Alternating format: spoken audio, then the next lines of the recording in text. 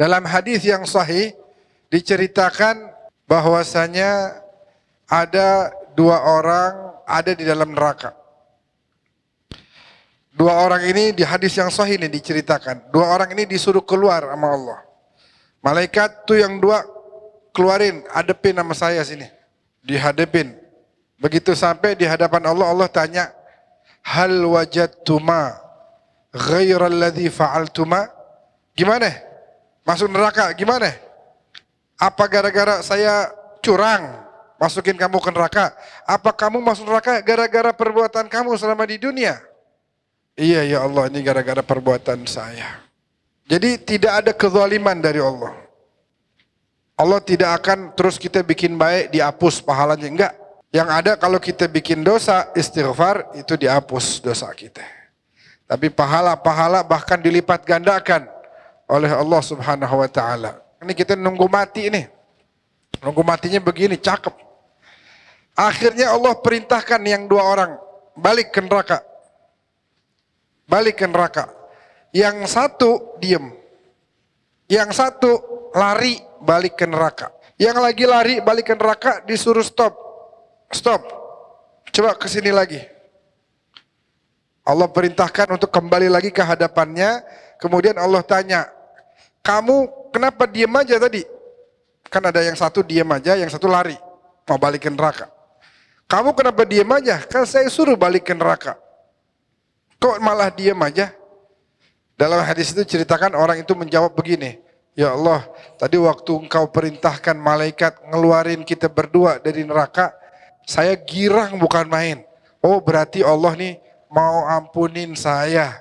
Bakal kasih rahmat sama saya. Bakal pindahin saya ke sorga. Itu yang masih saya harapkan ya Allah. Kalau kamu yang kedua, begitu saya perintahkan balik, kenapa langsung balik? Dia bilang, asaituka fid dunya, afa a'sika fil akhirah. Saya udah melanggar perintahmu di dunia. Masa saya mau langgar lagi perintahmu di akhirat ya Allah, katanya. Nah, karena ketulusan dua-duanya ini ya, yang satu nggak mau melanggar Allah, nurut, disuruh ke neraka, nurut, padahal sakit, pedih. Yang satu lagi punya harapan, nah, dua-duanya kemudian diampuni oleh Allah dosa-dosanya dan masuk dalam surga. Mudah-mudahan kita juga masuk surga semuanya. Kalau bisa jangan pakai dicemplungin dulu ke neraka, ya. Waduh, menakutkan sekali. Amin ya rabbal alamin. Adabus syurub. Kemarin kita udah bahas adab makan, sekarang adab minum. Adab minum, adabuhu katsiratun minha tanawulul ina bil yamin. Adabnya ada banyak. Yang pertama, ngambilnya pakai tangan kanan. Biar kata kita nih kidal, biasanya tangan kiri, kalau urusan makan minum tetap tangan kanan. Wan nadharu fihi qabla syurub. Dilihat sebelum diminum. Jadi kalau diambil jangan langsung diminum begitu. Disunahkan dilihat dulu. Ya, dilihat dulu. Itu adab. Sambil juga melihat apa ada sesuatu gitu kan. Takutnya ada kala jengkingnya, wah bahaya. Wa tasmiyah wal julus. Baca bismillah, tasmiyah. Bismillahirrahmanirrahim. Baru minum. Terus minumnya sambil apa? Duduk. Wa massul ma'i li'anna 'abbahu yadurrul kabid. Minumnya lebih bagus pakai sedotan. Maksudnya gimana? Minumnya pelan-pelan begitu. Misalnya nggak pakai sedotan pun langsung nggak apa-apa. Cuman pelan-pelan. Karena kalau langsung dituang begitu, kayak dulu kan orang bocah-bocah suka begini kalau minum nih. Oh, kan langsung tuang. Iya, dikokop, kadang-kadang digini ini dari atas. Jadi airnya langsung masuk, langsung ke dalam. Nah itu bisa membuat sakit perut kita. Qala Nabi sallallahu alaihi wasallam, Nabi bersabda, "Mussul ma'a massan wa la ta'ubuhu 'abban." Minum pelan-pelan, jangan langsung ditumpahin begitu. Nabi bilang begitu. Wa minha, diantaranya lagi juga asyurbu fi thalathati anfasin. Minumnya 3 kali napas. Jadi kita minum 3 kali. Yusammi fi kulli wahidin wa yahmadu fi akhirih. Pertama baca bismillah terus minum. Habis itu taruh lagi. Bilang alhamdulillah. Baca lagi bismillah, minum, bilang alhamdulillah. Baca lagi bismillah, minum, berhenti, bilang alhamdulillah. Bisa nggak? Gitu ya. Jadi bismillah, alhamdulillah. Bismillah, alhamdulillah. Bismillah, alhamdulillah. Alhamdulillah jangan pas lagi minum, keselak nanti. Kelarin dulu. Kelarin dulu baru apa? Alhamdulillah. Wala yatanaffasu fil ina. Jangan buang nafas di gelas. Minum sambil itu nggak boleh tuh. Supaya kita kagak nafas di gelas, makanya tadi diajarin minumnya pelan-pelan. Bismillah, minum. Alhamdulillah, nafas lagi. Baru baca bismillah, minum. Napas minum, tahan napas tuh. Jangan sambil nafas. Wala yatajasya. Nggak boleh, apa namanya itu? Tahak, sendawa. Minum sambil, gitu, nggak boleh tuh. Kalau mau gitu, gelasnya dilepas dari mulut kita. Wa idza syariba wa arada an yasqiya ghairahu falyuqaddim man ala yaminihi. Kalau udah minum, misalnya minumnya ganti-gantian. Di Arab tuh biasa begitu. Satu orang minum nanti dituangin lagi kasih ke sebelahnya. Nah kalau mau begitu ngasihnya ke kanan. Ngasihnya ke kanan. Utamakan yang kanan. Walau kana afdal. Sekalipun yang di kiri misalnya lebih utama. Li'anna Nabi sallallahu alaihi wasallam, karena Nabi pernah kasih minum orang Badui yang ada di sebelah kanannya, padahal di sebelah kirinya ada Abu Bakar dan Umar. Tapi Nabi tetap utamakan kasih yang kanan dulu. Kata Nabi, al-aiman fal-aiman, yang kanan dulu. Biasa kalau lagi baca maulid, kita nih jadi satu adat, kita kalau baca maulid, ngopernya tuh ke kanan. Kan kadang-kadang suka gantian tuh. Ngoper bacanya ke kanan. Atau juga misalnya mau jalan. Nih kita mau jalan nih, mau masuk pintu. Ada kita di sini, ada teman kita sebelah kanan. Kita dahuluin yang sebelah kanan dulu untuk masuk. Antum duluan. Tayammanu, yang kanan dulu. Nabi suruhnya begitu. Nah, jadi dahulukan yang kanan. Itu adab minum. Adabun naum, adab tidur. Hiya an yatatahhara minal hadath. Sebelum tidur bersuci dari hadath. Yang habis kencing, habis buang angin, ya itu kan hadas asghar, bersuci, ambil wudhu dulu. Termasuk hadas besar juga. Ini untuk yang menikah nih, ya untuk yang menikah kalau udah ketemu sama pasangannya sebelum tidur, sangat dianjurkan mandi terlebih dahulu, mandi hadas besar. Wa an yanama ala jambihil aiman. Kalau tidur yang cakep tuh kanan. Jadi kita miring posisinya yang kanan di bawah. Bukan yang kiri. Atau telentang. Atau tengkurap. Yang paling cakep kanan. Terus apa lagi? Mustaqbilal qiblah. Ngadep kiblat. Ini kiblat ngadep mana nih? Sono. Jadi Wahyu kalau mau tidur, ente posisinya kayak gini yuk. Muka ke sini, ke arah kiblat, terus itunya yang kanan di bawah. Wa an yaqsuda binaumihi rahata badanih liyaqwa 'alal ibadah. Kalau mau tidur niatnya apa? Pengen ngembaliin kekuatan tubuh kita supaya bisa ibadah lagi. Itu niat kalau mau tidur.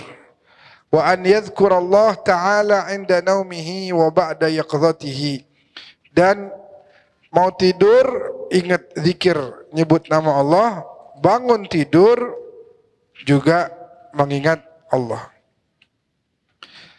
Dulu Nabi pernah ngomong begini sama putrinya. Wahai Fatimah, la tanami, jangan kamu tidur sebelum 4 hal. Khatamin dulu Al-Quran. Ya, khatamin dulu apa? Al-Quran. Yang kedua, jadikan semua para nabi adalah pemberi syafaat bagimu nanti di hari kiamat. Yang keempat, jadikan semua kaum muslimin ridho kepadamu. Ya, yang ketiga itu nanti deh kita kalau ingat kita lanjutin. Maka kemudian Siti Fatimah habis Nabi ngomong begitu, Nabi sholat. Selesai sholat, Siti Fatimah tanya, wahai ayah, gimana caranya? Saya suruh khatamin Quran sebelum tidur, waktunya mepet. Nabi bilang, bacalah Al-Ikhlas 3 kali sebelum tidur. Kemudian gimana caranya menjadikan para nabi pemberi syafaat? Maka Nabi bilang, bacalah salawat. Bacanya gini, Allahumma salli ala Sayyidina Muhammad wa ala ali Sayyidina Muhammad wa ala jami'il anbiya'i wal mursalin. Ya Allah, sampaikanlah salawat kepada Nabi Muhammad dan kepada keluarganya Nabi Muhammad dan kepada seluruh nabi dan rasul. Ya, jadi salawatnya sama kayak kita lagi tasyahud, cuman ada tambahan di akhir wa ala jami'il anbiya wal mursalin. Terus yang keempat, jadikan semua orang ridho kepadamu dengan baca Allahumma ghfir lil muslimina wal muslimat wal mu'minina wal mu'min. Kita doain semua umat Islam yang jumlahnya ada 2 miliar di zaman kita dan di zaman dulu dari mulai zaman Nabi sampai akhir kiamat, itu dengan kita cuma bilang Allahumma ghfir lil muslimina wal muslimat wal mu'minina wal mu'minat, maka berarti kita lagi minta sama Allah biar semua ini umat Islam yang segitu banyaknya diampunin. Dan setiap doa kita seperti itu, malaikat akan mengatakan walaka mithluh. Dan kamu pun dapat ampunan. Sebagaimana Allah ampunin nih sekian banyak manusia, masing-masing manusia diampunin sekian dosa, maka dosamu dihilangkan sekian banyak karena doa tersebut. Ya, jadi sebelum tidur tuh kita kudu baca itu 2 menit paling. 2 menit, tapi manfaatnya luar biasa. Waqad kana an-nabiyyu sallallahu alaihi wasallam idza akhadha madja'ahu min al-lail wada'a yadahu tahta khaddihi. Nabi kalau udah mau istirahat, ini istilahnya nih bantalnya nih. Ya. Anggap misalnya ini ngadep kiblat. Tangannya Nabi ada di bawah bantal. Beliau kalau mau istirahat begitu. Jadi kepalanya di sini di atas bantal, tangannya di bawah bantal. Ada nggak yang suka tidur begitu? Ada ya? Enak kalau tidur begitu, enak. Ya, cobain dah. Jadi kita tidur niru caranya Rasulullah Sallallahu Alaihi Wasallam. Tidurnya pasti lebih berkualitas dan pasti karena kita niat mau ikut Nabi jadi pahala juga. Amin ya Rabbal. Terus apa doanya Nabi kalau mau tidur? Bismika ahya wa amut, atau bismika Allahumma ahya wa bismika, dengan namamu ya Allah aku hidup dan tidur. Wa idza staiqadha, kalau Nabi bangun tidur bilang apa? Alhamdulillahilladzi ahyana ba'dama amatana wa ilaihin nusyur. Segala puji bagi Allah yang telah menghidupkan saya setelah mematikan saya, karena tidur itu mati kecil, mati sesaat. Al-mautul asghar, mati kecil tidur. Nah, kita dibangunin lagi dari mati kecil. Wah, masih hidup nih alhamdulillah. Ya, masih hidup alhamdulillah. Berarti kita dihidupkan setelah dimatikan, mati kecil. Wa ilaihin, dan kepadanya lah kemudian kita akan dikumpulkan.